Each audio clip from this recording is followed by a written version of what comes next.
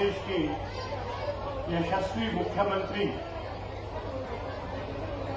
Doctor Mohan Yadav ji, पूज्य भदंत धम्मदीप महाथेरो जी, यहाँ के विधायिका बहन उषा ठाकुर जी, श्री आदर्श सिंह आर्य जी, श्री तुलसीराम सिलावट जी, बहन सावित्री ठाकुर जी और बहनों और भाइयों,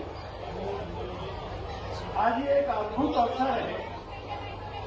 बाबा साहब का जन्मदिन उनके जन्म स्थान पर हम सब मना रहे हैं। मैं सौभाग्य मानता हूं कि मैं यहाँ इस अवसर पर उपस्थित हो सका।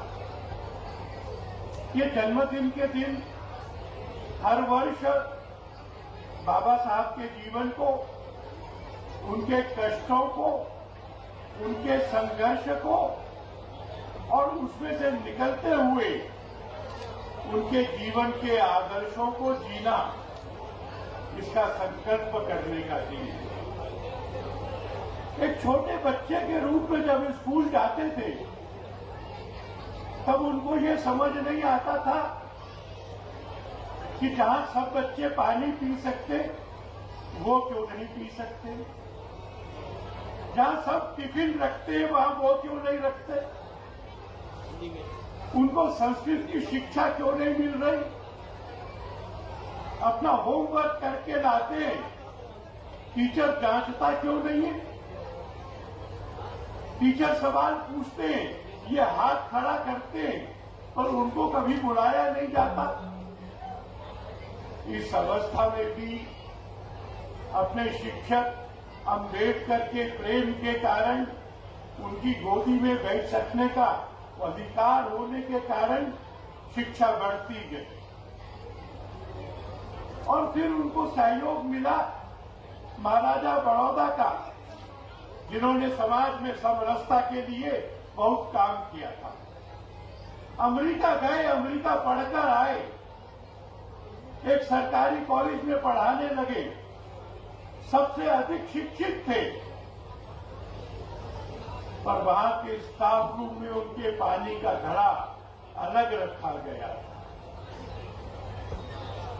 महाराजा कोल्हापुर एक बार उनकी चौल में गए, स्वयं गए, बिना पूर्व सूचना के गए और कहा कि आप इतने योग्य हैं, आपको लॉ करना चाहिए। इंग्लैंड जाने का खर्चा दिया, इंग्लैंड गए, वकील होकर आए, भारत में आकर वकालत शुरू की। पर उस समय भी जो लड़का सबको चाय बांटता था वो उनकी मेज पे चाय नहीं देता। ये दो धाराएं थी, ये जो दो धाराएं थी, जिस धारा में एक धारा के अंदर भेदभाव बरतना, जो बड़ौदा में उनके साथ हुआ उसको भुगतना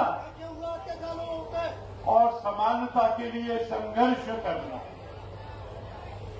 जब भारतीय संविधान लिखा गया, उसके लिखने के पूर्व प्रधानमंत्री नेहरू गांधी जी के पास गए और कहा कि हमने ड्राफ्टिंग कमेटी के लिए एक फ्रांस के विद्वान को चयन किया। महात्मा जी उन पर हंसे और हंसकर पूछा, क्या सारी दुनिया तुम्हारा मजाक नहीं उड़ाएगी? तुम अपना संविधान बाहर वाले से लिखवाओगे? नेहरू जी ने पूछा, कौन लिख सकते? महात्मा गांधी ने उत्तर दिया, ड्राफ्टिंग कमेटी का अध्यक्ष, संविधान लिखने की योग्यता एक ही आदमी है, डॉक्टर बाबा साहब अम्बेडकर।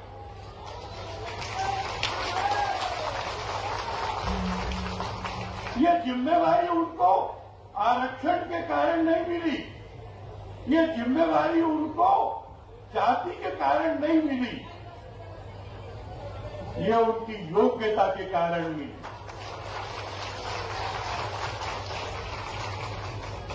और फिर उन्होंने एक महत्वपूर्ण काम ये किया कि संविधान की प्रस्तावना जो बनी थी उसमें लिबर्टी और इक्वालिटी था।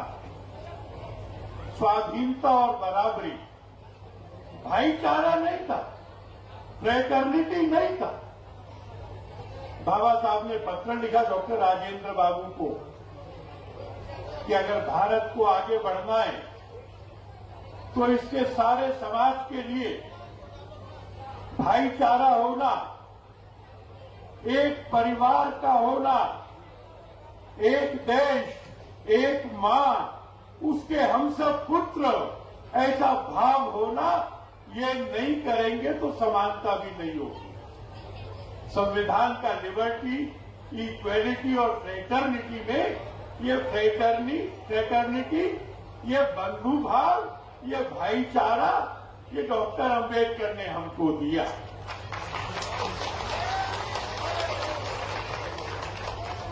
एक संकल्प किया था समानता का,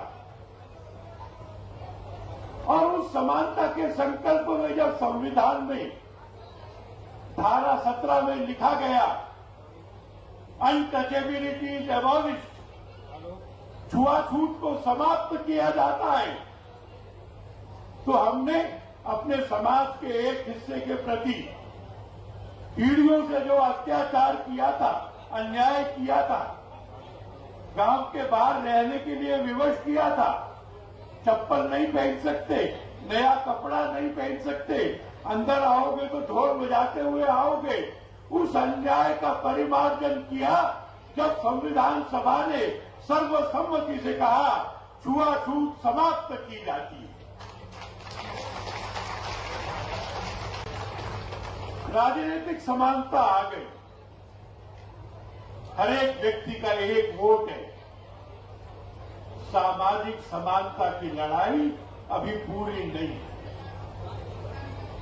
हम लोगों ने भी एक बार देश के सब संतों को उडुपी में बुलाया था और उन सब संतों के सामने ये विषय रखा था कि हमारा आध्यात्म कहता है कि हम सबके हृदय में भगवान रहते हैं, और वो भगवान तो एक ही है। तो जिस व्यक्ति के हृदय में भगवान हो सकता है, उसमें छोटा बड़ा कैसे हो सकता है, छूत अछूत कैसे हो सकता है? प्रत्येक व्यक्ति भगवान की अभिव्यक्ति है, प्रत्येक व्यक्ति आदरणीय है, और सब संतों ने मिलकर प्रस्ताव पास किया। छोटा बड़ा, भेदभाव, छुआछूत, ये भारतीय अध्यात्म का अंग नहीं है, हम इसको अस्वीकार करते हैं। तब से हम आगे तो बढ़े हैं, पर मैं ऐसा मानता हूं कि अगर एक भी घटना देश में ऐसी होती है जिसमें जाति के आधार पर अन्याय होता है, तो वो पूरे देश के लिए एक शर्मनाक बात होती है। और ये जो आरक्षण है, हमारा स्पष्ट मत है, यह आरक्षण प्रायश्चित है, और जब तक थोड़ा भी कहीं भेदभाव है तब तक आरक्षण की आवश्यकता है, इसको चलते रहना चाहिए। कुछ लोग हमको बताते, मनुस्मृति के बारे में कुछ बताते, किसी और ग्रंथ के बारे में बताते, अलग अलग समय में अलग अलग स्मृति लिखी जाती है। हमारा तो मत ये है कि वर्तमान युग में जो स्मृति है, जिसका पालन हम सबको करना है, जिसके आदर्शों को जीना है, वो स्मृति है भारत का संविधान। जो इसमें लिखा है वो स्वीकार है, और मानव मात्र की समानता के खिलाफ जो कहीं भी जो कुछ भी लिखा है उसको अस्वीकार करना पड़ेगा। सब मनुष्य समान है, ये केवल राजनीतिक समानता की बात नहीं है, ये केवल सामाजिक समानता की बात भी नहीं है। जब तक समाज का एक बड़ा हिस्सा आर्थिक रूप से पिछड़ा रहेगा, शिक्षा के क्षेत्र में पिछड़ा रहेगा, अपने उद्योग और व्यापार के क्षेत्र में पिछड़ा रहेगा, तो समानता नहीं आएगी। इस देश की अगली लड़ाई अनुसूचित जाति के लोग छोटी नौकरी से नहीं, शिक्षा में, कौशल में और रोजगार में बराबर लाने की लड़ाई।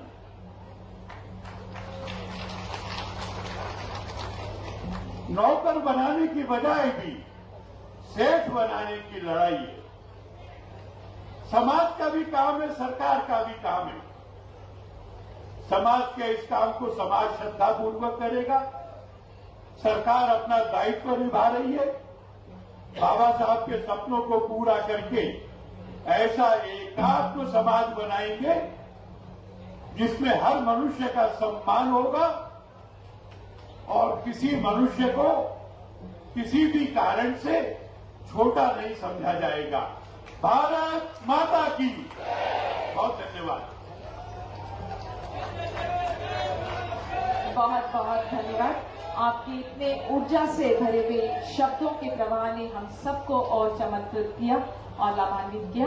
आपकी तालियों की गूंज के बीच आमंत्रित कर रही हूँ उस व्यक्तित्व को जिन्होंने अपनी नूतन सोच, नवाचार से और बाबा साहब अम्बेडकर के दृष्टि को, दिशा को अपने जीवन का मूल मंत्र बनाते हुए मध्य प्रदेश को विकास की नई ऊंचाइयां दी। मैं सादर आग्रह कर रही हूँ माननीय डॉक्टर मोहन यादव जी, मुख्यमंत्री मध्य प्रदेश शासन से, इस अवसर पर हम सभी को प्रेरक उद्बोधन से लाभान्वित करें। मंच पर विराजमान अध्यक्ष श्री भरत धमदीप महादेव जी, अभी जिनने हमारे बीच बहुत अच्छे से डॉक्टर भीमराव अम्बेडकर जी के जीवन के सभी पक्षों के साथ उनका उदार चरित्र सबके सामने रखा। ऐसे परम पूज्य आलोक कुमार जी भाई साहब, इस अवसर पर भारत सरकार की मंत्री श्रीमती सावित्री ठाकुर जी, मध्य प्रदेश सरकार के मंत्री श्री तुलसीराम सिलावट जी, हमारी यहाँ की विधायक बहन उषा ठाकुर जी, इस मंच पर विराजमान श्री रणवीर रावत जी सहित हमारे सभी सम्मानीय अतिथिगण, जोरदार ताली बजा करके पूरा आनंद के साथ एक बार मेरे साथ बाबा साहब का 2 तारे से नारा बोले। मराठी में भी बोलो और हिंदी में भी बोलो। तो पहले मराठी में बोलेंगे, डॉक्टर बाबा साहब अम्बेडकरांचा, डॉक्टर भीमराव अम्बेडकर अमर रहे। जय जय जय जय जय भीम। मेरी अपनी ओर से बाबा साहब अम्बेडकर की जयंती के अवसर पर आप सबका अभिनंदन। सच में हमारे लिए सौभाग्य की बात है, आज एक ऐसे महापुरुष के जन्मस्थल पर तीर्थ के रूप में हम सब उनकी जयंती मनाने के लिए इकट्ठा हुए हैं। और 135वीं जयंती ऐसे भारत रत्न बाबा साहब भीमराव अम्बेडकर की, जिनने युग दृष्टा के नाते से 20वीं शताब्दी में 1000 साल की गुलामी के काल के सारे कांटों को ढूंढ कर भारत जिस कारण से कमजोर हुआ, भारतीय समाज में जहां जहां हमारी जड़ों पे मट्ठा डाला गया, ऐसे विषय निकाल करके समाज जब तक समानता के भाव में नहीं आएगा, छोटे से छोटा व्यक्ति भी समानता के भाव का अनुभव नहीं करेगा। दबा कुचला सब प्रकार का समाज समानता के भाव से आए, इस बात की लड़ाई डॉक्टर भीमराव अम्बेडकर जी ने लड़ी है। हमें सौभाग्य है, उनकी जयंती हम मना रहे हैं, उनका स्मरण हम कर रहे हैं। और आज के इस अवसर पर मैं आज जब आपसे बात कर रहा हूं तो सच में मैं हमारे भारत रत्न भीमराव अम्बेडकर जी के उस योगदान को भी स्मरण कर रहा हूं, जिनके कारण से हम सब गौरवान्वित होते हैं, जिनके पास 32 डिग्रियां, 26 उपाधि, 64 प्रकार के पीएचडी के अलग अलग उनके अपने सब्जेक्ट, 9 भाषाओं के जानकार थे। सच में माननीय आलोक जी भाई साहब ने सबका सही कहा, हमारा देश केवल एक ग्रंथ पवित्र संविधान के आधार पर चलना चाहिए, जिसके बलबूते पर हमारी सारी समस्याओं का समाधान हो जाता। इससे श्रेष्ठ कोई बात नहीं हो सकती। हमारे बीच आज के इस दौर में जब हम आपसे बात कर रहे हैं तो अम्बेडकर जी के लिए गए निर्णय और उनके योगदान को भी स्मरण करने के लिए माताओं बहनों को भी स्मरण करेंगे। ये डॉक्टर अम्बेडकर जी का ही सोच था। महिला सशक्तिकरण के प्रति जो उनकी प्रतिबद्धता थी, हमारे लिए सौभाग्य की बात है महिलाओं को संपत्ति में उत्तराधिकार का हक मिले, ये डॉक्टर भीमराव अम्बेडकर जी ने तय कराया था। ये हमारे लिए सौभाग्य की बात है। तलाक का अधिकार भी माता बहनों को मिलना चाहिए, ये डॉक्टर भीमराव अम्बेडकर का अधिकार था। माता बहनों के अधिकार के लिए जितना डॉक्टर भीमराव अम्बेडकर ने किया सच में अद्भुत है। गोद लेने का अधिकार भी उनने बहनों को दिलाया और खास करके प्रसूति के समय माता बहनों के लिए भी पुरुष का अलग प्रकार का सिस्टम होता है, लेकिन प्रसूति माता बहनों को नौकरी में ये छूट मिलना चाहिए, ये अधिकार भी डॉक्टर अम्बेडकर जी ने दिलाया। हम उनका अभिनंदन करते, वंदन करते। और माता बहनों के लिए ही समान काम समान वेतन, ये दृष्टि भी अगर किसी ने दी है तो डॉक्टर भीमराव अम्बेडकर ने दी है। हम उनका स्मरण करके उनको उनके कारण से माता बहनों को जो सम्मान दिलाया सच में, और लड़ाई भी कितनी बड़ी लड़ी डॉक्टर अम्बेडकर जी ने। माता बहनों की लड़ाई के लिए तो उनने स्वयं ने कुर्सी को लात मार दी। वाकई अद्भुत व्यक्तित्व थे डॉक्टर भीमराव अम्बेडकर जी। अब मैं आज के इस दौर में जब 135वीं जयंती में हम सब डॉक्टर भीमराव अम्बेडकर को स्मरण कर रहे हैं, ये सौभाग्य की बात है। आज के प्रधानमंत्री हमारे माननीय नरेंद्र मोदी जी के नेतृत्व में इसी सप्ताह डॉक्टर अम्बेडकर जी के सपने को सार्थक करते हुए 33% का आरक्षण सभी बहनों को देने जा रहे हैं। लोकसभा विधानसभा 33% का आरक्षण माता बहनों के लिए नारी सशक्तिकरण का सच में ये 21 शताब्दी का सबसे बड़ा निर्णय होगा।